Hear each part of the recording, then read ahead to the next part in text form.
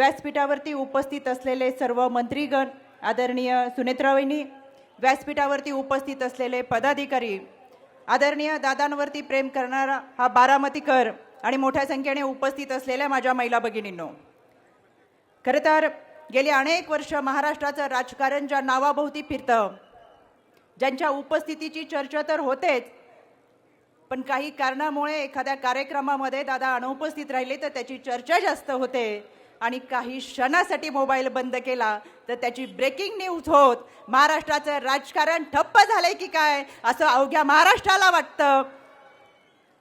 ज्यांच्या बारामतीचा पॅटर्नचं उदाहरण हे निवडणुकीच्या रणधुमाळीमध्ये दिलं जातं आणि निवडणुकीमध्ये उभा राहिलेला उमेदवार हा मतदारांना आश्वासन देतो की तुम्ही मला मत द्या, मी तालुक्याची बारामती करून दाखवेल. असं बारामती आणि अजितदादा समीकरण असलेल्या या बारामतीपासून जनसन्मान महामेळाव्याची सुरुवात होतीये. आपल्या सगळ्यांचं मी मनापासून स्वागत करते. आदरणीय दादा, महाराष्ट्रातल्या तमाम महिला भगिनींच्या वतीने मी आपल्याला मनपूर्वक धन्यवाद देते. महाराष्ट्रातल्या अनेक महिलांनी आपल्याला पत्राद्वारे आपले आभार व्यक्त केलेले आहेत, अभिष्ट चिंतन केलेलं आहे यासाठी की महाराष्ट्रातल्या या महिला भगिनींसाठी आपण लाडकी बहीण योजना आणली आणि खऱ्या अर्थानं शहरी भाग, ग्रामीण भाग, वाड्या वस्त्या आणि पाड्यावरच्या महिला भगिनीला देखील त्याचा लाभ मिळतोय. या उत्साहाच्या वातावरणामध्ये महिला भगिनी आपले आभार व्यक्त करतात. आमच्या महिला भगिनी देखील टाळ्या वाजवून आपल्या या निर्णयाचं मनापासून स्वागत करतात. दादा, आपण अर्थसंकल्पातून महाराष्ट्रातल्या युवक, कष्टकरी, कामगार, शेतकरी यांना भरभरून योगदान दिलंच, पण सर्वाधिक जे काही दिलं ते तुम्ही आमच्या मातृशक्तीला दिलं. आमच्या मातृशक्तीचा आपण सन्मान केला. माय आणि माऊलींचा सन्मान करणारा हा अर्थसंकल्प होता. महाराष्ट्राची वारकरी संप्रदायाची शेकडो वर्षाची परंपरा म्हणजे आषाढी वारी आणि खऱ्या अर्थानं शेकडो वर्षाच्या या परंपरेमध्ये सर्वात पहिला जो आपण निर्णय घेतला तो वारकरी संप्रदायासाठी घेतला. प्रत्येक दिंडीला 20,000 रुपये देण्याचा जो निर्णय घेतला, वारकरी संप्रदायाच्या वतीने देखील आपले मनपूर्वक मी आभार व्यक्त करते, कारण मी स्वतः एका वारकरी कुटुंबातली आहे. या लाडकी बहीण योजनेच्या माध्यमातून महाराष्ट्रातल्या तळागाळातल्या महिलांपर्यंत ही योजना पोहोचत असताना प्रत्येक महिन्याला तिच्या खात्यावरती 1,500 रुपये जमा होणार, जे तिचे हक्काचे असणार. कारण नवऱ्याने दिलेल्या 100 रुपयापेक्षा स्वतःचे 1,500 रुपये म्हणजे नवऱ्याच्या 100 रुपयापेक्षा स्वतःचे 10 रुपये सुद्धा लाख मोलाचे असतात. इथं तर दादा आपण महिन्याला 1,500 रुपये दिलेत. पुढेच एकदा मी आपले मनापासून आभार व्यक्त करते. खऱ्या अर्थानं सर्वांगीण विकासाची ही योजना महिलांना आत्मबळ, आत्मसन्मान देणारी आहे. त्याचबरोबर लेक लाडकी योजना असेल, मुलीच्या जन्मापासून ती 18 वर्षाची होईपर्यंत शैक्षणिक आयुष्यामध्ये तिला आर्थिक सुबत्ता देण्याचं काम या लेक लाडकी योजनेच्या माध्यमातून केलेलं आहे. अनेक मुलींना त्याचा लाभ मिळणार आहे आणि खऱ्या अर्थानं जिथं शिक्षणाने ही मुलगी स्वतःच्या पायावरती उभी राहील तिथं तिला आत्मसन्मान आणि आत्मविश्वास मिळणार आहे. आमच्या महिला भगिनींना दिलेली अन्नपूर्णा योजना असेल म्हणजे वर्षभराला 3 सिलेंडर आम्हाला मोफत मिळणार आहेत. खरं तर आमच्या महिला भगिनींचं आर्थिक बजेट हे किचनशी संबंधित असतं आणि किचनचं बजेट कोसळलं की आमचं देखील आर्थिक बजेट कोसळतं. पण दादा, आपण अर्थसंकल्पातून आमच्या महिला भगिनींना जे 3 सिलेंडर मोफत देतात त्याच्यामुळे आमची जी दर महिन्याला आता बचत होणार आहे ती आमच्या बँकेत जाणार आहे आणि तुम्ही दिलेले 1,500 आणि ही आर्थिक बजेट आता खऱ्या अर्थानं आमच्या महाराष्ट्रातल्या महिला भगिनी या लखपती दिदी होणार आहेत. आमच्या गाठीला आमचे स्वतःचे पैसे असणार आहेत आणि हे केवळ आणि केवळ आपल्यामुळं शक्य होत आहे. कदाचित इतकं काळजीवाहू धोरण राबवणारं महाराष्ट्र हे देशातलं पहिलं राज्य असेल आणि दादा आपण अर्थमंत्री म्हणून याची इतिहासामध्ये नोंद होईल याची मला मनापासून खात्री वाटते. इतक्या चांगल्या पद्धतीच्या योजना राबवत असताना 10,000 पिंक रिक्षा असतील ज्याच्यामध्ये स्वतः महिला पायावरती उभ्या राहत स्वतःचा संसार चालवणार आहेत. बचत गट हे महाराष्ट्राचा आर्थिक जाळं आहे. सर्वात जास्त बचत गटाच्या माध्यमातून महिला ह्या एकमेकांशी जुळलेल्या आहेत.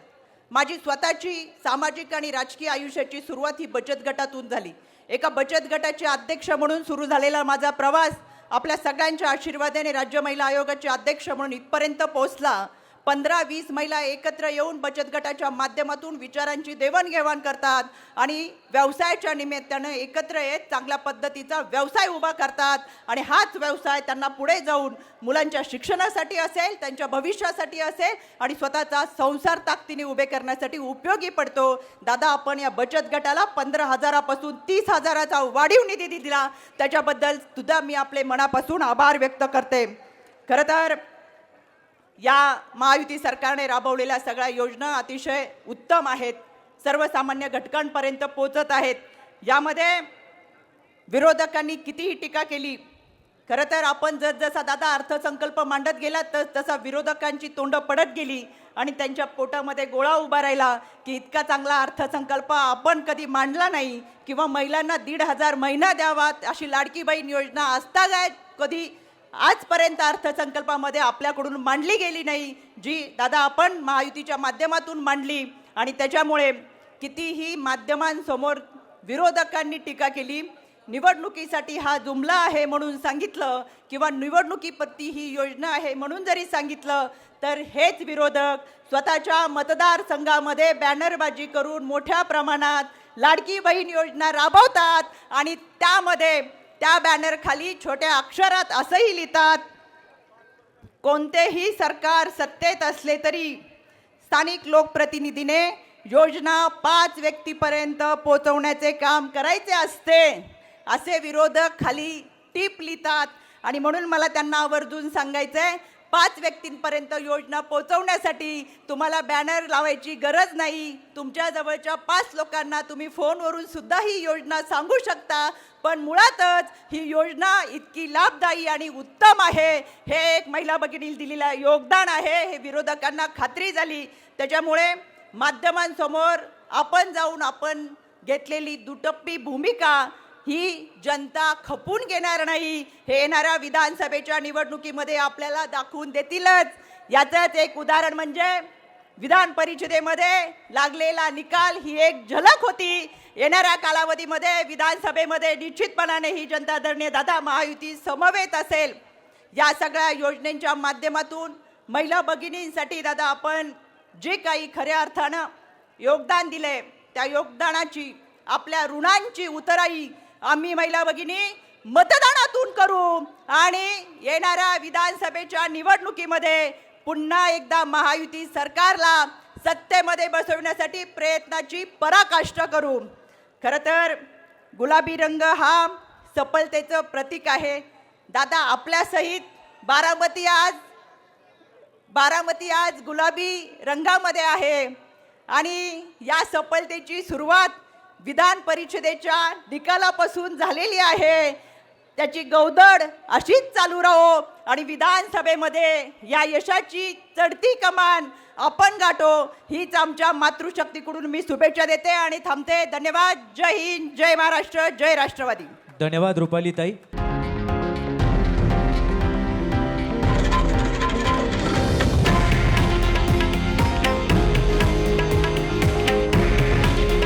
हे आहे देशातील नंबर 1 न्यूज नेटवर्क आणि आपण पाहत आहात TV9 मराठी. काळजी तुमची, हित महाराष्ट्राचं.